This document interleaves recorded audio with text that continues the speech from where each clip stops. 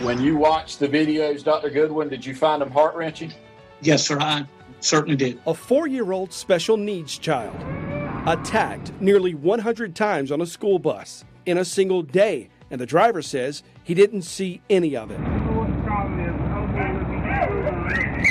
The attacks led to a lawsuit that uncovered evidence this school district knew something could happen, but did nothing to prevent it. What was your response? Might not be a bad idea to at least do some cost analysis. A South Carolina lawmaker drafted a bill to keep this from ever happening again. That's until the state education department killed it. The department understands why this legislation was introduced. What does that regulation fix? Nothing. Whoever wrote this regulation, I would say they should be ashamed, but that would imply that they have the capacity for shame. Well, the Chesterfield County School District and the State Department of Education have now paid $2.5 million to 2 special needs families. All of this after 2 children restrained in their bus seats were attacked on board a bus in 2018. A bus with no adult aid on board to stop it. A bill that would have forced every school district to put an aide on every special needs bus now has no chance of becoming law this year. How the state killed it and why is what Chief Investigator Jody Barr is working to uncover tonight in an update to the longest ride, a Queen City News investigation.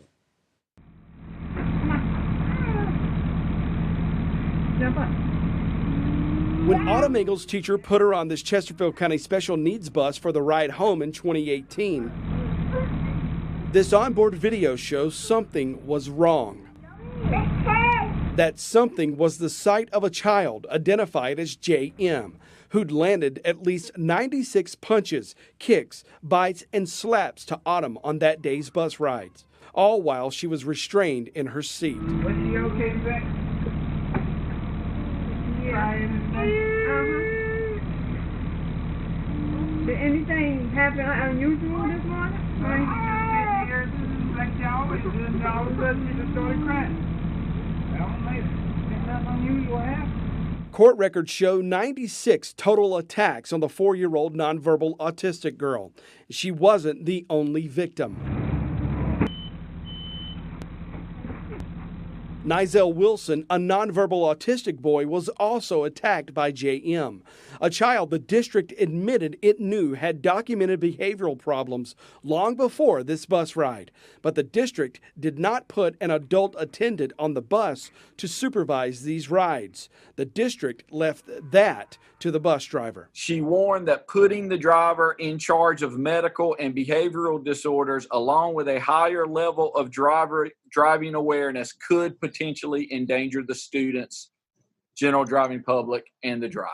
Right? That's what she said, yes, sir. The lawsuit Autumn Engel filed against the district uncovered a series of emails showing Chesterfield County School District Superintendent Harrison Goodwin and his staff knew weeks before the attacks they were putting their special needs riders at risk.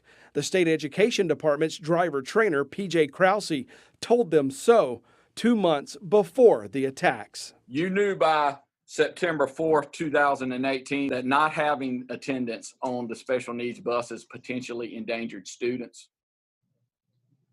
We had received the emails from earlier in September that did note the concerns of P.J. Krause, yes. And those concerns were specifically that not having attendance on the special needs buses potentially endangered students?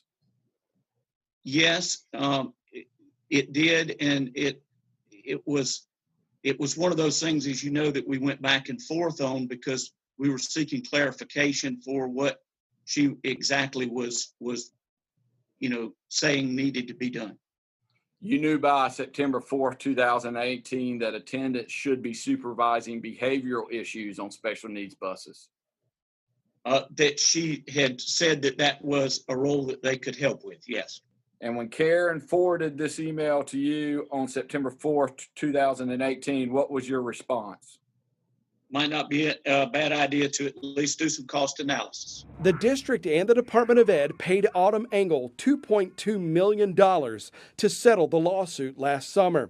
In February, the state and the district agreed to pay Nizell Wilson another $227,000 to settle his lawsuit. Representative Yao, we are taking up House Bill 3067. During our investigation into what happened here, State Representative Richie Yao introduced a bill aimed at keeping what happened on this bus from ever happening again.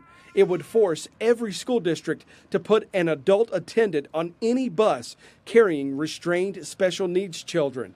But at this House committee meeting in February. Thank you, Philip C., State Department of Education. The department understands why this legislation was introduced. Philip Cease, the Department of Education's Director of Governmental Affairs, argued against Yao's bill, asking lawmakers to let his agency come up with a rule instead of passing a law, something the DOE hasn't done in nearly 5 years since these attacks. Upon further investigation, under current statutes, the department is able to write legislations, and the State Board of Education is able to adopt those regulations so that local school districts have to abide by those. So we can promulgate regulations in-house without the need of additional legislation. The Joint Committee agreed, essentially killing Yao's bill. 30 days after that committee hearing, the Education Department presented its replacement to Yao's bill. A major difference, the DOE's proposed regulation doesn't require any district to do anything. A student with a disability shall be transported on a bus staffed with an aide if the student's individualized education plan so specifies. Something the DOE admitted in depositions that's already state law. Are the buses that use certain child restraint systems required to have an attendant? If there is something within a child's IEP that would require one, yes, sir. The second part of the proposed regulation, if the school district has additional aides available, buses should be staffed with an aide. It's a joke. It does absolutely nothing of what Representative Yao's bill meant to accomplish. Patrick McLaughlin is Autumn and Nizell's attorney. He also went to that February committee hearing to remind lawmakers the Education Department's already had years to fix this. So when I hear Mr. Cease get up here and explain to y'all today how y'all don't need to pass a law, the Department of Ed is going to take care of this with regulations. Where's the regs? Where have they been? This happened in 2018. And for the Department of Ed to get up there in front of that joint subcommittee and say, we're going to take care of this with regulations. Whoever wrote this regulation, I would say they should be ashamed, but that would imply that they have the capacity for shame.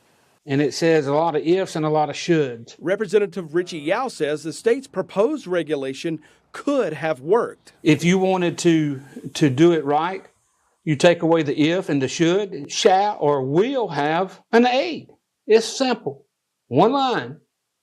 But they failed to do it. Yao says he realizes now what happened in this committee meeting in February when the state found a way to kill his bill. They failed to support our language. They failed to support our bill. They come back and said that they could do it in a regulation within 30 days. They've waited till the end of the year to put this regulation out, knowing that it could not be done when we had the opportunity. What does that regulation fix? Nothing.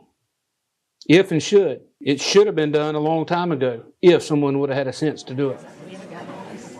We asked State Education Superintendent Ellen Weaver to interview to explain her agency's proposed regulation. Weaver took over in January, but the agency's website shows the same staffers who testified in the Autumn Engel lawsuit are still with the agency today. Weaver would not schedule time with us, so we found her at this public meeting. But when the state board broke for a closed-door session, Weaver never came back to the boardroom, and we never saw her again. My name's Jody Barr. I work with Queen City News out of Charlotte. Can we talk to you for a few seconds? I am so sorry, but I do have another meeting, and I'm already late for it because we had a meeting set and didn't realize this one was going to take so long. After pushing us off to the DOE's press office, State Board of Education Chairwoman Crystal Stapleton also would not talk with us. And I actually emailed you twice in February and never heard back from you, so if we can walk with you. The communication department would end up responding on that behalf. In February, we emailed Stapleton and every member of the state board about our findings in our longest ride investigation, but not a single board member responded.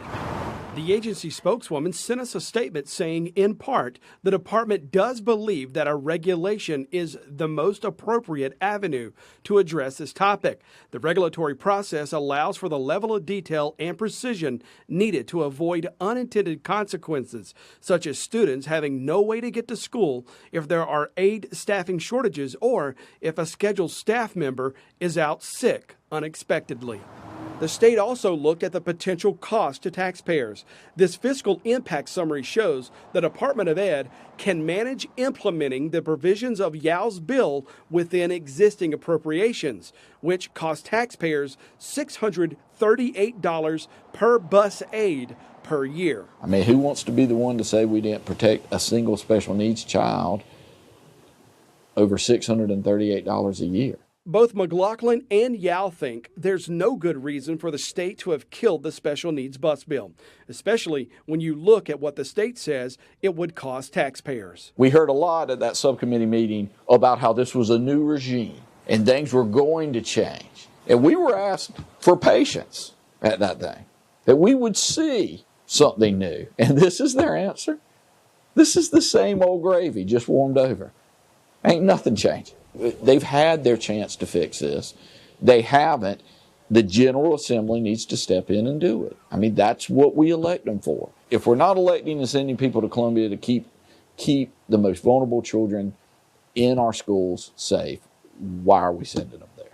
Although this is the Education Department's regulation, today it could change. Part of that change begins with the public comment period, which is open right now. We've provided step-by-step instructions on our website for how you can submit your comments about the proposed regulation to the State Department of Education. Just go to qcnews.com, click on the investigation section, and look for this article. The public comment period ends at 5 p.m. on May 29th.